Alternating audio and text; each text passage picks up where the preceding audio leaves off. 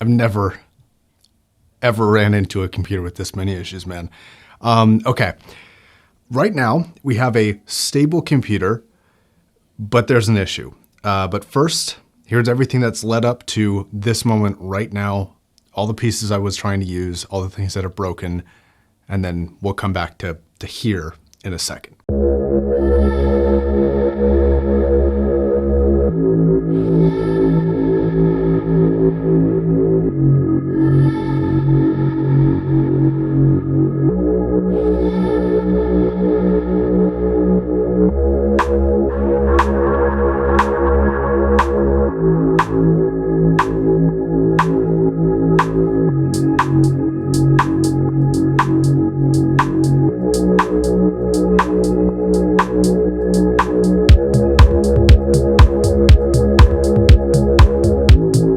Now, while I did get pretty lucky with the GPU, I unfortunately didn't get so lucky with the CPU.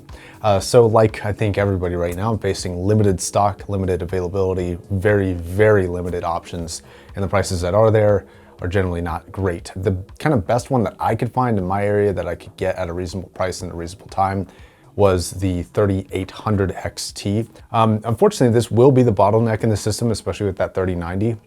This XT has good performance, it's good CPU for the cost, but it's not quite equal in terms of performance of something like the 3090. So the CPU that I will eventually get is going to be the 5950X. Performance versus something like a 5900 or a 5800 is pretty similar in terms of gaming performance, but the main difference for me is the extra cores for workstation stuff like Premiere Pro, which I use as my job. Now for right now, I think it's just going to be a matter of waiting it out for stock and prices to come down to where they're supposed to be, and then picking it up when it becomes available.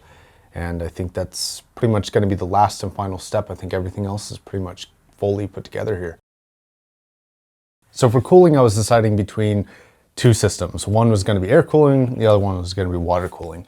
I decided to go with the AIO. A lot of people are going to probably ask why I don't go with a custom water cooling solution, and two reasons. One, I'm not super experienced with it, and two, the availability of everything is all over the place. So even if I need like a grommet or a specific screw or specific piping, you know, finding those products could be potentially quite difficult. So if I'm having stock issues with one small piece, that could hold up the entire build for who knows how long. So I thought it was a safer bet to go with kind of a pre-built system, being the all-in-one or the air cooler. Now I did go with the water cooling solution for a couple of reasons. One is because when you add in the addition of the case fans you will need to run that aren't just the stock fans that come with that, the cost is already up, including the cooler, well into the $100 to $200 range, which is about where this comes in. And then on top of that, I just think it looks nicer. I think it's a cleaner, more simple look. It doesn't have this big bulky air cooler, which does work well and looks cool in certain systems. But I think with the more simplistic white and black build, putting white on the RGB, it's gonna look pretty sick. Okay, some more issues. This Kraken, it did work for a while. I'm not sure what happened, but I noticed just day to day that the lights turned off. So it's supposed to look, you know, supposed to have a light right there. And I don't know if you can see it, but the CPU is right there, pretty much exactly. And it should be all lit up, and it's clearly not. I've gone through all the troubleshooting that NZXT recommends, including, you know, using a different USB cable and going through like the startup processing and downloading programs to assess processing and whether or not it's actually linking.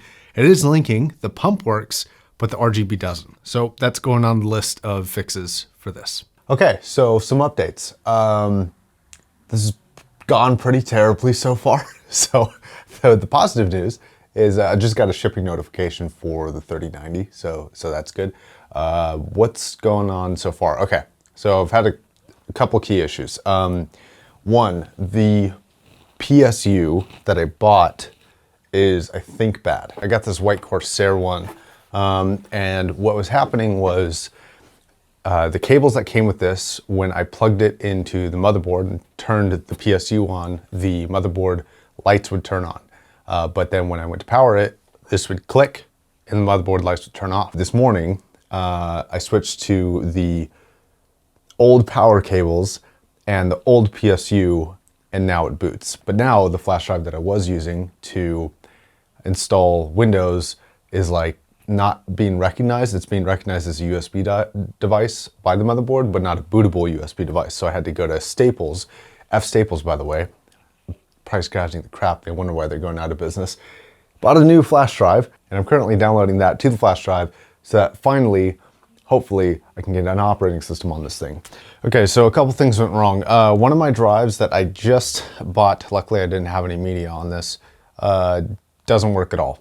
No registration in the BIOS, nothing like that.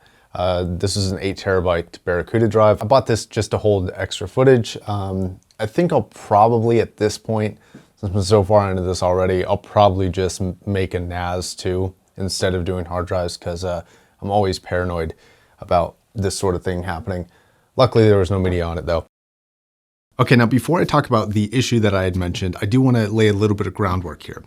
So one of the things, the only thing actually that was sent to me for this build that I didn't purchase was the motherboard from ASUS, this one right here. This is the B550XE. This is pretty much the latest and greatest coming out for the AM4 socket. This motherboard is an absolute beast. There's a lot of great things about it. I'll talk about this in a later episode when I get to the finale. But one of the things about this motherboard was that it actually doesn't have optical. Instead, it has another audio USB-C port that you can, tap into a DAC and work it through that. The problem that I'm facing right now is that there is, for whatever reason, a massive amount of audio noise coming from this computer through any USB device. So if I plug in any DAC into it, it will create a lot of hissing and a lot of buzzing. And the buzzing will increase the more the GPU is under load, which is very strange. So at this point, I'm confused, and I'm basically just asking for anybody who has advice on what to do. So here's everything that I've done to try and solve the problem. So I swapped the motherboards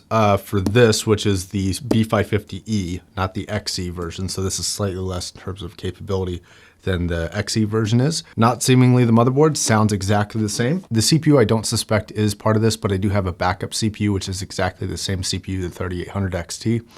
I don't think it's that. In fact, I'm quite positive it's not that, but I do have a backup, so if you recommend swapping that out, I can swap it out if I have to. Now, because of the noise that it makes altering when the video card is under heavier load, I suspected maybe the video card, so I swapped video cards, same issue. So the only fix that I've been able to find right now that actually works, but it's not ideal for me as an audio reviewer, is running HDMI into the TV, which the TV requires HDMI anyways, and then running optical out of the TV into the DAC.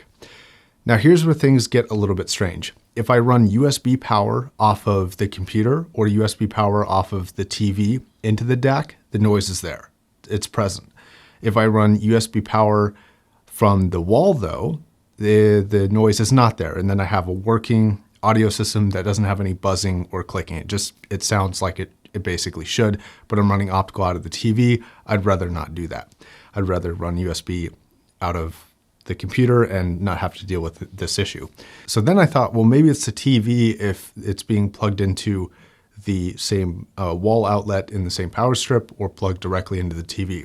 Unplug the TV and plug the USB back into the computer, same issue. Now the weird part about this is that the issue is present with the DAC plugged into the TV or the computer, but not when it's powered off of the wall.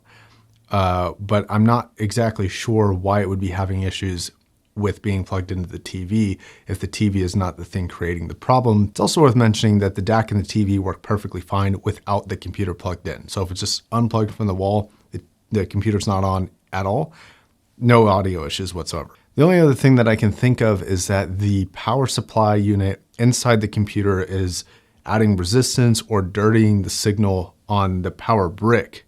And that's creating issues for the computer and for the TV for power. The only reason why I think this may not be the case is that if I power the DAC separately, not from the TV and not from the computer, but power it by plugging it into the power strip, the DAC is fine.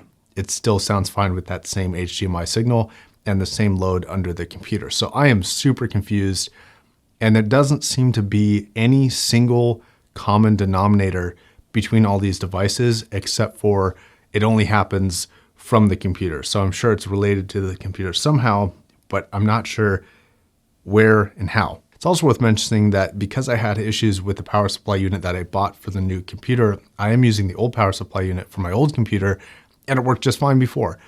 So I don't know. I need some help. Let me know what you think. And I think that's going to wrap it up for today. The 3090 gets here tomorrow, and it's going to be pretty awesome. Okay, hopefully. All right, bye.